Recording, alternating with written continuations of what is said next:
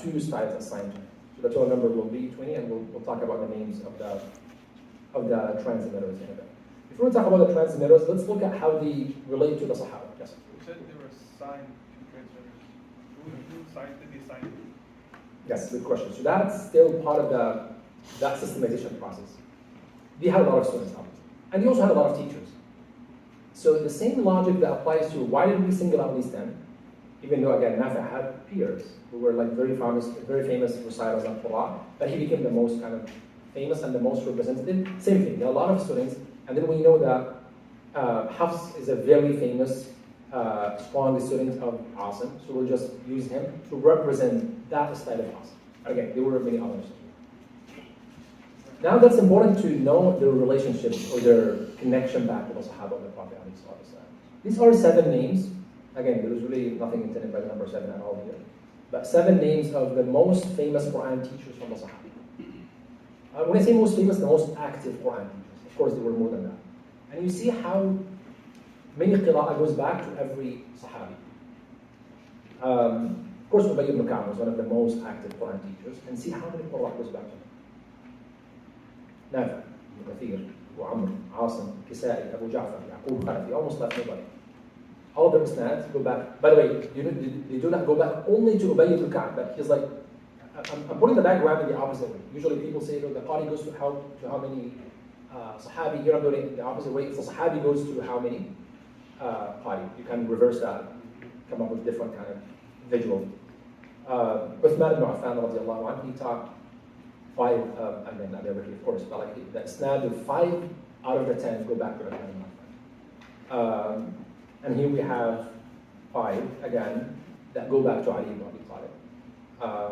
Another 5 go back to Abdullah ibn Mas'ud, and then 4 go back to Zayd ibn Thabit, then 1 to Abu Musa al-Ash'ari, and 1 to Abu Darda. Again, doesn't mean that Abu Amr and Ibn Amir go back only to one Sahabi. No, that's the most famous link in that chain of transmission that the Qirā'a goes back to. Is this clear? So every Qari is designated to 2 Rawis, and that explains the difference between Qirā'a and Riwayah. Now, these are technical terms, it's good to know. When you listen to a Qur'an recording or an Imam in Taraweeh saying, I'm going to recite in the Riwayah, you know, okay, it's the transmitter of one of the 10 Qirā'at. And we usually refer to that when we recite the Qur'an. Riwayahs may differ in both what we call the usul, the principles of Qirā'ah, the mad, idgham, all these ahkam, and sometimes in what we call the farsh, which is the individual variants of the words themselves. That might exist even within the same Qirā'ah from 2 different, you find like the famous Asim has Hafs and Shu'bah. You'll find some words that differ, they will differ Hafs and Shu'bah in the pronunciation of the same word. So these are the transmitters. So Nafi', we have 2 transmitters, Qalun and Warsh. Now these names, I think, ring the bell for some of you. So I recite in the riwayah of Qalun and Nafi', the riwayah of Warsh and Nafi'. And there are differences. There are kind of quite significant differences between Qalun and Warsh, for example. Sometimes there are significant differences, sometimes there aren't really many differences. Ibn Kathir al-Makki, there's al-Bazzi and Qumbul. And by the way, something interesting, I'm not going to say that. You notice something interesting about one of these 2 names. I know you guys are getting tired and I'm going to take a break soon, inshallah. But can you take a close look on the names and see if you notice something interesting?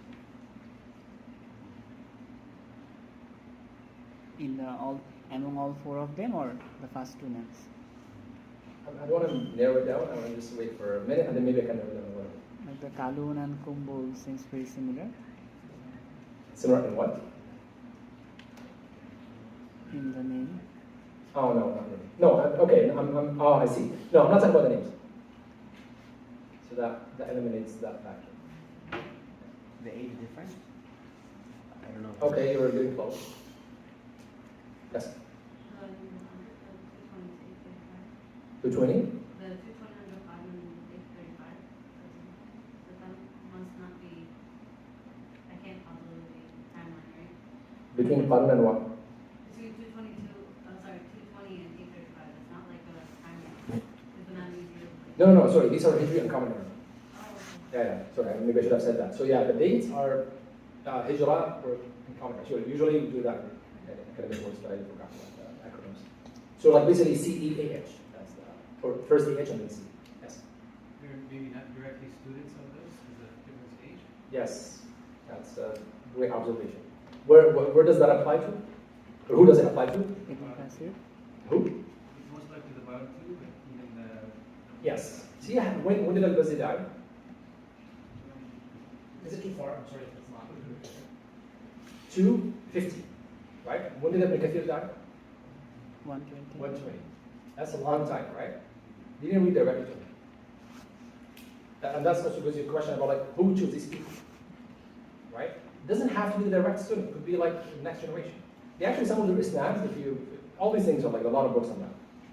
If you even Google Isnad al-Bazzi to Ibn Kathir, just write that down, probably in Arabic. And then you'll find some of the isnads, there are not only one person, there are like 2 and 3 people between them and the Kathir. Right? But they became the representative of the chain of transmission of Ibn Kathir. So sometimes people confuse that when they say 2 ravis, they're direct students, not for all of the Quran. Some of them are direct students, some of them were like the Warsh is famously known to be a direct student of Nafi', but not every other rawi. Abu Amr, yes. So you say in hadith, there's like very strict science in terms of how you associate the hadith to be like straight and Yes. Does that apply to the Qur'an? No, because we need that in the hadith because there's no other way to verify the hadith was said. But this is already a very common famous qira'ah. That's a good question because like already the qira'ah is known. Everybody knows that side of qira'ah. But we just need to name a person to represent and keep the chain going, but it's not the only person. In hadith sometimes, that's why most of the hadith are ahad, right? Ahad mean 1 or 2 or 3 people narrated it, right? If I can't prove that 1 or 2 people met with the shaykh, then it's very likely to be broken isnam. Qira'ah is very different. Because there are thousands of people that are reciting the same way anyway. It's much more public knowledge than how hadith was. Abu Amr, so now he has 2 qurra. Again, hopefully you can memorize as many names as possible. I know 20 is maybe a large number, but and I'm sure some of the names are familiar. Ad-Duri and As-Susi. Again, another fact, Ad-Duri actually, you'll find him twice. So Duri is there twice. He's a rawi of 2 different qurra. And interestingly, 2 different regional schools. Here he represents the Kufan, the Basran, Abu Amr. Then later you find him with a Kisa'i, who's a Kufan. Again, not a huge difference, but it's the same person repeated twice. And then you see the other Qari, or the other Rawi, of Abu Amr. Ibn Amr, the Maskan, the Shami, Hisham and Ibn Zakwan. These are his 2 narrators. And then Asim, famous Hafs and Shu'bah. And then Hamza, Khalaf and Khalad. Another fun fact. Khalaf will come later to be Qari. He has double role. He here plays as transmitter, and then he's going to be an independent Qari himself. He's the only one who does that. And then Khalad, the other transmitter of Hamza, then Al-Kisa'i, has Abu Harith, again, same Duri that we just saw with Abu Amr. He's there twice, but both as transmitters, as rawis. Then Abu Ja'far, now we finished the 7, now we get into the 8 from the 3. Abu Ja'far has Ibn Wardan, Ibn Jammaz, the names might sound to be less familiar to you. But now we start the 8th Qari, and then Ya'qub, Ruwais, and Rawh, and then finally Khalaf. Again, he was transmitter of Hamza, now he's here Ishaq al-Warraq, and Idris al-Hadda. Now I'm going a little bit fast, inshallah we'll share the slides, and these names you can find them everywhere. They're pretty famous names, and you can, I'm sure even English, if you type the 10 or the 28 transmitters, you'll find the names, inshallah. Now before we have about 10 minutes before the break, just want to reflect or just observe with you some charts of some of their isnad, just to get a visual idea of the isnad of some of these Qur'an. So let's look at that. What do you see?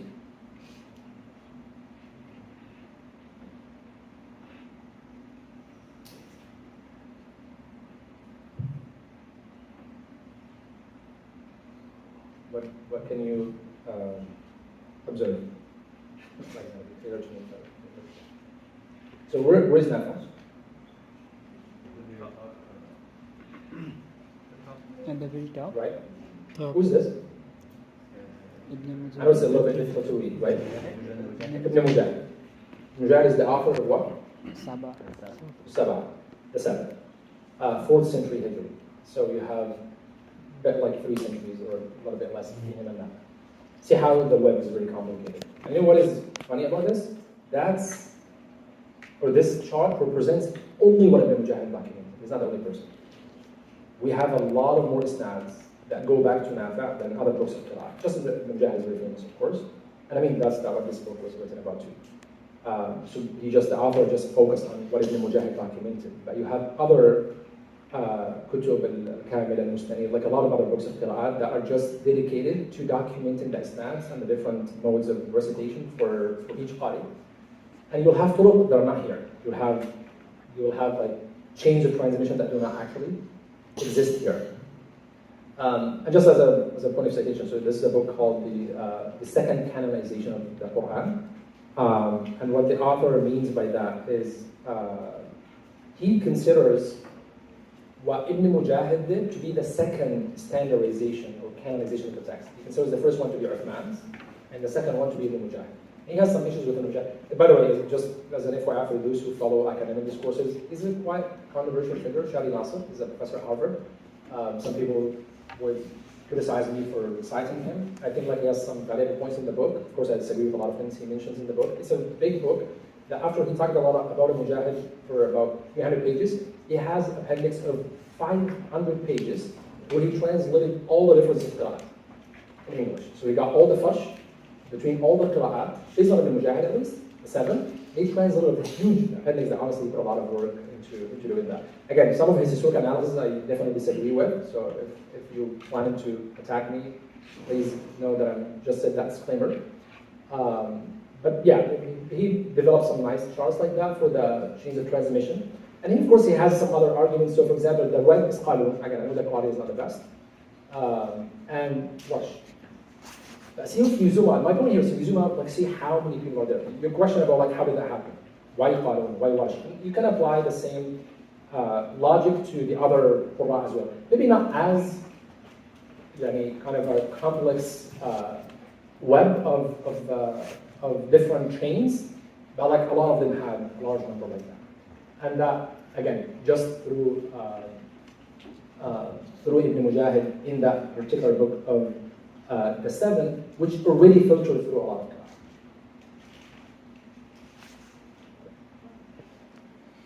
Qur'an. So here, that's another example of, you can see the description there, Ibn Kathir, right? Same thing. So you have Ibn Kathir. And by the way, some of the chains are broken in the sense it didn't continue, right? So he's trying to say, okay, you can, if you have a closer look at the diagram, you can trace back how many chains Ibn Mujahid collected. By the way, he collected and read to. So he's not just like a compiler, he's a Qur'an scholar himself. So he read to these people. These are his teachers. So he read to them, and then you can trace, okay, did it survive all the way back to the, by the way, the title of his chapter I don't like. I picked on him once I had only done one podcast on Qirā't, and I kind of mentioned that in a sarcastic way that I think bothered him. You see the title of the chapter? Survival of the fittest. That's it. That's the framework of the chapter for him. He views the Qirā't to be a dynamic work that the community kept developing and growing, and the traditional narrative of the Qirā't to be all based on ahruf and divine just is not very accurate.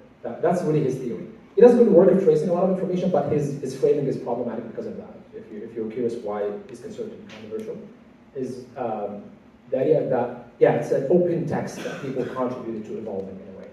At least the Qirā't. He doesn't think the whole Qur'an was just like kept getting interpolations and stuff. He believes there's a core text, I think.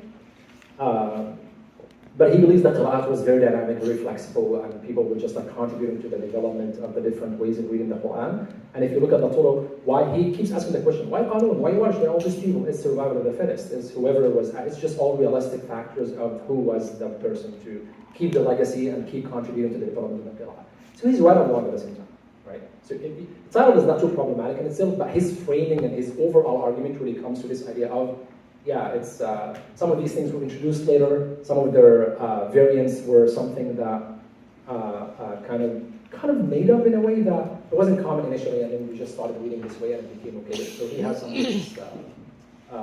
some of these views about the Qirāās as well. So yeah, so again, that goes back to Ibn Kathir. Where is al-Bazzi and Qubul, the two ravis? You see, when we thought about the dates of death, they're right here.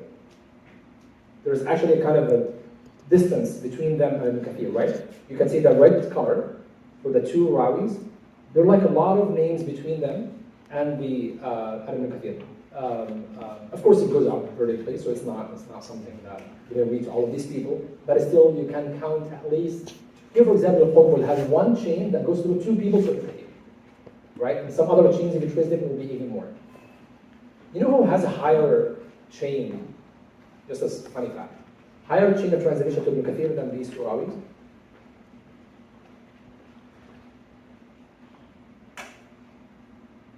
Who's the best Imam of fiqh that exists in history? Right? So Imam Shafi'i, right? Imam Shafi'i read Ibn Kathir's Qirā'n, by the way. And he read to some of his students directly. So he actually, if he's not here, Imam Mujahid didn't document him. But if we add a Shafi'i to the diagram, he'll be here. Because he read to the students of Ibn Kathir directly. And he used to recite that. He lived in Mecca for some time, and this is how he were taught the Qur'an. And he once said, Qirā'atuna Qirā'atu Ibn Kathir. My Qirā'atuna is like his kind of also legal community. Our reading is the reading of Ibn Kathir. This is what he taught. He's not dismissing them, obviously, but this is what he taught. That's why when another kind of fun fact, Kitab al-Risala, the famous usul work of Imam Shafi'i, when it started to be produced in modern print. Before I show this, you see when you get a book of tafsir, there's a common methodological problem that happens, which is, I'm going to print tafsir, any random example, Ibn Kathir, it's famous tafsir, right? What modern editions do is they put the Qur'an and they put the tafsir, right? Which Qur'an do you put the Qur'an in? Nobody pays attention to that. Okay, I'm just going to copy the Mus'haf. If I'm just doing the typesetting, I'm just going to copy the Mus'haf from whatever text in line, or Mus'haf in Medina, any text, right? I'll put it there. But what did Ibn Kathir read? Ibn Kathir, sorry, the Mufassir. He's not the same Ibn Kathir. Sorry, actually, maybe that was a bad example. The different scholar. Ibn Kathir, the Mufassir, the famous Tafsir al-Qur'an al-Azim that is printed in English, a lot of people have it, a lot of people read it, right? What did he read? Maybe he didn't read House. It's not going to make a huge difference, by the way. I'm not saying that's a huge mistake, but sometimes a good editor and publisher will pay attention to that. Because it will come to a few instances that